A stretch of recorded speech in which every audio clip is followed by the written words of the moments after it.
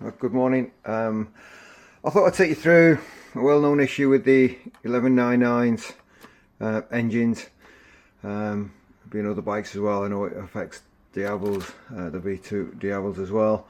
Every so often, you'll turn on the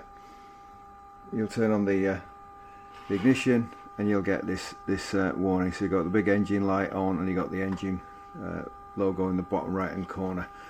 I'll take you through it. It's a well-known issue with the map sensor, and I'll show you where that is and how to change it.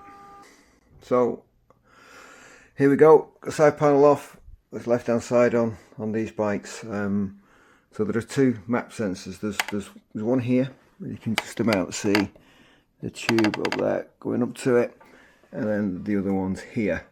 Now logic would think you think that this one is for the front cylinder and this one is for the rear cylinder, but it's the opposite way around.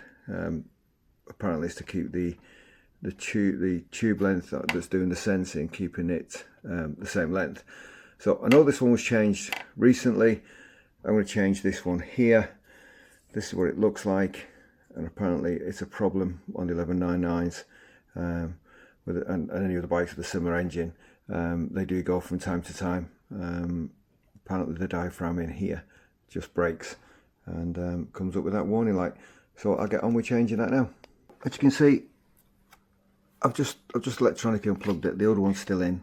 Plugged the new one in. Turned the ignition on and watch.